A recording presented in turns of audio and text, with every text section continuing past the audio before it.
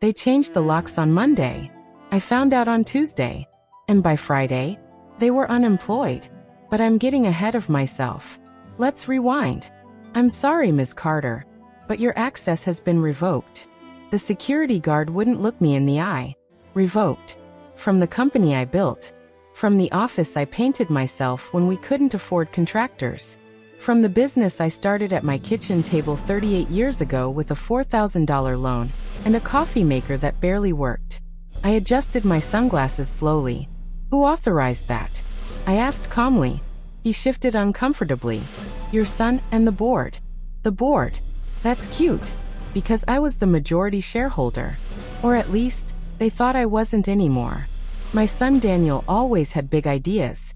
Expansion. Rebranding. Tech upgrades. I had wisdom. Cash flow discipline. Patience. When my husband passed, Daniel stepped in as CEO. Mom, it's time you slow down, he said. Enjoy retirement. Retirement. That word again.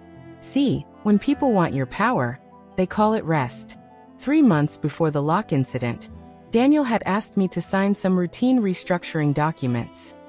I didn't. I told him I would review them with my attorney. He smiled too quickly. That's when I knew something was off. So instead of signing, I made a move. Quietly that I transferred 30% of my shares into a holding trust. Under my control. Not his. Not the board's. Mine. They didn't notice. People rarely notice the quiet ones. Back to Tuesday. I stood outside that glass building with my name still etched on the wall. Carter Logistics. My maiden name. My sweat. My sacrifices. And my son thought he could push me out? Oh, sweetheart. You picked the wrong woman. By Wednesday, I made 3 calls. 1 to my attorney. 1 to an old investor friend. And 1 to a competitor. Ridgeway Transport. Our biggest rival for 15 years. Daniel hated them. Said they were aggressive. He wasn't wrong. Rose, the Ridgeway CEO said over lunch. Why would you help us? I stirred my tea slowly. Because I don't help people who underestimate me. Long pause. Then he smiled. You want in? I want control. You see, Daniel thought he was smart. He convinced 2 board members that I was out of touch. Too old school. Too cautious. He even presented a slide deck showing how profits would triple without my oversight. Bold move. Except he forgot one detail. The company's largest silent investor was my college roommate. And she still trusted me. Friday morning. Emergency board meeting. Daniel walked in confident. Probably thought it was another growth announcement. Instead, he found me sitting at the head of the table. My chair. My seat. My company. His face went pale. Mom, how did you even get in? I still own the master access card, I replied smoothly. The board members shifted nervously. I placed a folder on the table. Before we begin, I said calmly, you should know I've acquired a 42% stake in Ridgeway Transport. Silence. Real silence. Daniel blinked. That's impossible. No. I correcta sufli. It's strategic. I continued. And as of this morning, Ridgeway has initiated a buyout offer. One board member gasped. Daniel's voice cracked. You're attacking your own company? I leaned forward slightly. No. I'm protecting my legacy. Here's the twist. Ridgeway didn't just want market share. They wanted me. My experience. My client relationships. My reputation. So we made a deal that if Carter Logistics forced me out, Ridgeway would absorb their largest contracts. Guess who signed those contracts originally? Me. With loyalty clauses. Personal clauses. Guess whose name those clients trusted? Not Daniel's. Mine. Within 72 hours, 3 of our biggest accounts switched sides. Stock dropped. Board panicked. Daniel called me that night. Voice shaking. Mom, what are you doing? I kept my tone steady. What you taught me. What do you mean? You showed me loyalty doesn't matter to you. So now we're talking business. By the following week, the board reversed their vote. Suddenly, I wasn't outdated. I was essential. Funny how that works. Daniel requested a private meeting. He looked exhausted. You could destroy everything, he said quietly. I shook my head. No, I could, but I won't. Then why? I looked him dead in the eye. Because you needed to understand something. He swallowed.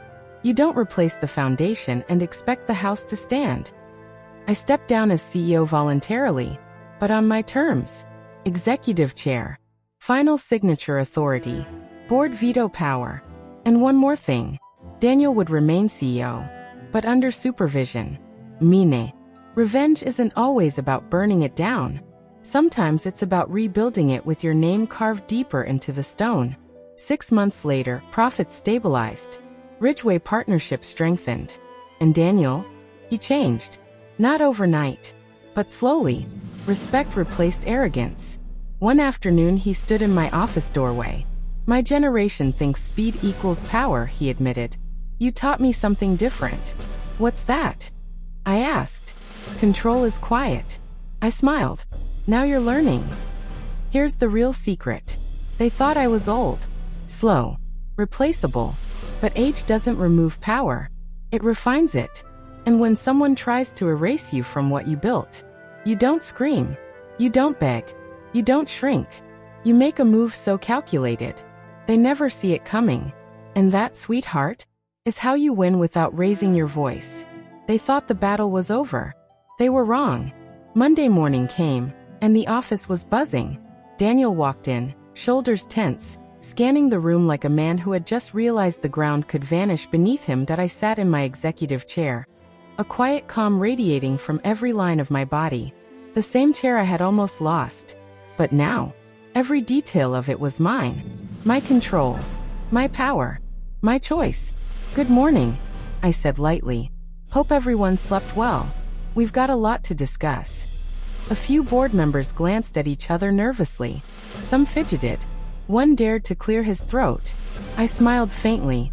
I know last week was intense, but intensity brings clarity. Daniel's jaw tightened. He wanted to say something. I let him stew in it. That's part of the game. I didn't waste time. By mid-morning, Ridgeway Transport had officially merged key contracts with Carter Logistics. The numbers? Beautiful. The synergy? Even better. And the best part? Daniel didn't see it coming until he checked the stock feed. Mom, this is insane, he muttered, pacing behind me like a nervous teenager. I turned slightly, never losing my calm. It's called strategy, Daniel. Something I hope you finally started to understand. He huffed. I thought I was in charge. You were, I said softly, until you forgot whose name was on the contracts, whose relationships these clients trusted, and whose vision built this company from nothing. Silence. The board knew better than to interrupt. They had learned the hard way that the quiet ones, the underestimated ones, are the ones who decide outcomes. By Tuesday, whispers in the office had turned into full-blown panic. Daniel's innovation plan was now in shambles. The clients he had tried to woo away were firmly in my corner. Emails I didn't even open yet were piling up. Thank you notes, requests for meetings, deals to finalize. All proof that my influence never left, just waited for me to step back into position. I leaned back in my chair, fingers steepled, watching, waiting. Daniel approached me cautiously. Mom, maybe we can, find a compromise? I laughed quietly, but it wasn't malicious. It was the sound of someone finally enjoying the sweet satisfaction of justice. Compromise, I said. I didn't push you out to compromise. I pushed back to correct mistakes. But since you're here, let's do something better. A real plan. By Wednesday, I had outlined a new corporate strategy that would not only solidify Carter Logistics' dominance, but also expand our operations internationally. I called a board meeting. Ladies and gentlemen, I began. Today we're not just saving a company. We're rewriting the rules of competition. And I have a few personal updates that will demonstrate why leadership isn't about age or energy. It's about vision, loyalty, and calculation. I clicked a button, projecting slides across the boardroom. Charts, contracts, graphs showing our expansion potential. But then came the surprise. One slide after another, I revealed strategic acquisitions I had quietly completed over the past month. Small companies, niche markets, hidden gems Daniel had dismissed as irrelevant. Now, integrated into our operations. Revenue potential skyrocketing. And yes, my stake in Ridgeway gave me veto power over any board decision that would try to block them. Daniel's face went pale. You did all this, while I thought I was in charge. Exactly, I said softly. Because leadership isn't a title you take. It's something you earn every day, even when no one is watching. By Thursday, Daniel had officially apologized. Not with tears, not with drama, just a simple acknowledgement. Mom, I underestimated you. I won't forget it. I nodded. I didn't hug him. I didn't smile. Respect doesn't need theatrics. It just needs to be recognized. But the story didn't end there. Friday morning brought another surprise. A call from the Department of Transport. Apparently, a competitor, a giant corporation that had been eyeing Carter Logistics for years, tried a hostile takeover last week. They thought we were vulnerable. They weren't counting on me. I calmly walked into the meeting room, handed the legal team updated contracts, and simply said, "We're already aligned. Any attempt to interfere will be met with enforceable clauses that protect our interests. And yes, I'm the final authority here." One executive, the most arrogant of them all, sputtered, This isn't fair." I smiled. Life isn't fair. Business isn't fair. But if you play smart, you win regardless. By the weekend, I allowed myself a quiet moment. Sitting at my desk, overlooking the city from the executive suite, I realized something profound. Revenge isn't about destruction. It's about control. It's about showing people who doubted you that their assumptions were wrong. And in my case, that control came with elegance. Calm. Strategy. 2 weeks later, Daniel approached me again. "Mom, I've learned something," he said quietly. "And what's that?" "That influence, authority, respect, they're not about being loud. They're about being smart and seeing the bigger picture." I nodded. "Exactly. And now you know the difference between temporary power and lasting legacy." He smiled faintly, and I could tell he meant it. This time, it wasn't about guilt. It wasn't about obedience. It was about respect, earned, not demanded. By the end of the month, the office environment had changed. The board was productive. Clients were satisfied. Revenue was up. Daniel's confidence returned, but tempered, mature, aware of the fine line between arrogance and leadership. I had my revenge. Not a scream. Not a yell. Not chaos. Calculated moves. Quiet victories. Long-term impact. And then came the final twist. A rival corporation, observing our sudden surge, attempted a corporate espionage attempt. Leaks. Rumors. Fake contracts. Threats. Instead of panicking, I invited their CEO for a coffee. Alone. "Let's cut through the noise," I said. They laughed nervously. "Why would you negotiate when you have us cornered?" "Because," I said calmly, "revenge is satisfying, but profit is sweeter. And destroying potential allies is foolish. You'll make more money if you cooperate than if you resist." They agreed. Contracts signed. Partnership formed. My influence extended further than Daniel, or the board could have imagined. By month 3, I had fully restored my power. And then some. Daniel learned humility. The board learned loyalty matters more than flashy ideas. The market learned Carter Logistics was untouchable. And me? I learned that even at 71, when people think you're done, you're just getting started. Because revenge isn't about rage. It's about smart, decisive moves that make people realize the mistake they made before they can react. I sat back in my chair, sipping my coffee, and thought, age refines power. Strategy trumps aggression. Calm wins battles that anger cannot. Monday morning came, and the city felt different. Not because the sun rose, or the traffic was new. No, because Carter Logistics now had eyes everywhere. Even Daniel didn't realize it yet. I sat in my office, overlooking the skyline, coffee steaming beside me. Calm, focused, calculating. Daniel walked in. His tie was crooked, hair messy, shoulders slumped. I don't understand, he admitted, voice cracking. How are we still outperforming projections? How is Ridgway even keeping up? I leaned back. Because Daniel, leadership is more than ambition. It's foresight, patience, and loyalty. Something you're still learning. He sighed. Mom, I feel like I'm drowning in my own company. I smiled faintly. That's called reality. By Wednesday, rumors started circulating in the market. Carter Logistics was not just recovering, it was dominating. A rival CEO called, threatening legal action. Spying, sabotage, the works. I made one phone call. 5 minutes later, that CEO was asking for a meeting. Alone. When he arrived, I didn't yell. I didn't threaten. I simply laid out the facts. His attempts to poach clients were recorded. Corporate espionage attempts traced. Insider leaks monitored. And, I said softly, any aggressive action from here will result in public disclosure. Are we clear? He nodded, pale and sweating. Crystal clear. Meanwhile, Daniel had discovered a shocking email thread. One of the board members had been quietly planning to buy out the company, bypassing me, bypassing Ridgway. Mom, they were going to sell the company behind our backs, Daniel whispered, anger in his voice. I smiled. And that's why you never underestimate the quiet ones. By Thursday, I called a special board meeting. I entered last, letting them wait. Tension thick in the air. Good morning, I said casually. I hope everyone's ready to play the game properly. The board shuffled nervously. One of them dared to clear his throat.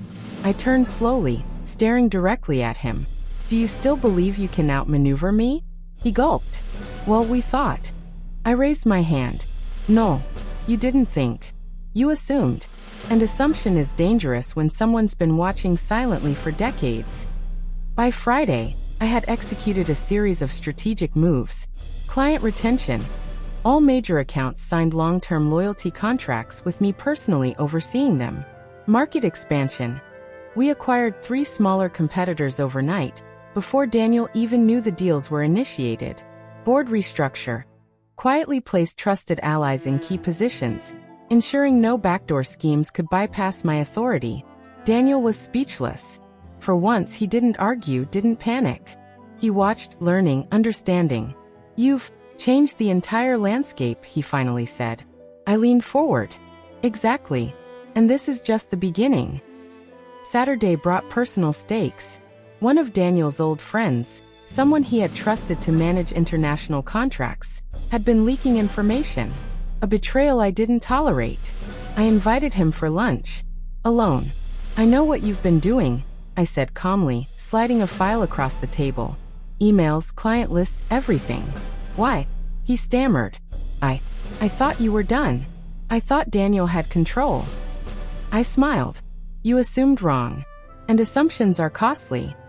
By the end of lunch, he had agreed to full cooperation, signed legal documents, and apologized, trembling.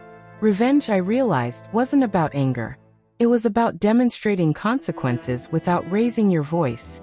Monday rolled around, and Carter Logistics stock was at an all-time high. Daniel finally approached me privately. Mom, I see it now. I underestimated your control, your vision, your everything. I nodded. You did. And that's okay. Everyone deserves to learn from experience. Even family. He paused. So what now? I smiled, quietly satisfied.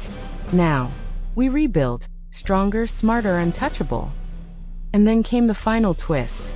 One of the former rival CEOs had tried to infiltrate our contracts with a shadow company. By Tuesday, I had quietly purchased that shadow company myself. Daniel's jaw dropped when he found out. You bought them? I nodded. Not for revenge. For strategy. And if anyone ever tries to undermine us again, they'll owe their success to me, literally. He shook his head, awe and fear mixed together. Mom, you're untouchable. I'm simply prepared, I corrected. Being untouchable is not a gift. It's a result of patience, observation, and never letting anyone assume they're smarter than you. By week 4, Carter Logistics wasn't just a company. It was a fortress. A legacy. A warning. Daniel had learned humility. The board had learned loyalty. And the market? The market learned that Granny Carter never sleeps, never quits, and never underestimates what she built. I walked through the office one afternoon. Employees stared respectfully. Clients called to personally thank me. Daniel approached again. "Mom, you've shown me what real leadership looks like," he said softly.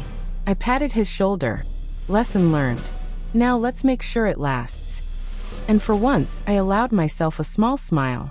Here's the real secret, baby. You can't rely on anger to win. You can't depend on chaos to teach lessons.